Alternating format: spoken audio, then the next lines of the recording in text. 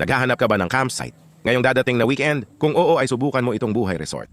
Na matatagpuan sa Pacheco, Magallanes, Cavite, may malawak na campgrounds at madaming coconut trees. Pagsapit ng gabi ay meron din silang ilaw upang magbigay ng sapat na liwanag para sa mga campers. Ang ganda ng vibe dito lalo na sa gabi.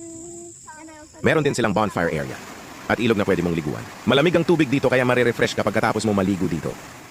Maraming lababo sa labas ng CR. Napanalo sa kalinisan. Napaka-aesthetic nga pala ng kanilang CR. 3 ang shower room, 3 din ang toilet kaya hindi mo na kailangan pumila para makagamit ng CR. May fan pa, san ka pa?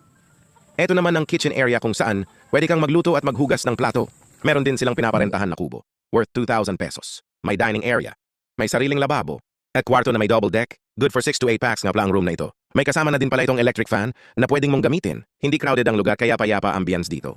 Kung may kasama ka naman na bata, ay huwag ka mag-alala na baka maboard sila. Dahil meron din ditong playground kung saan makakapaglaro sila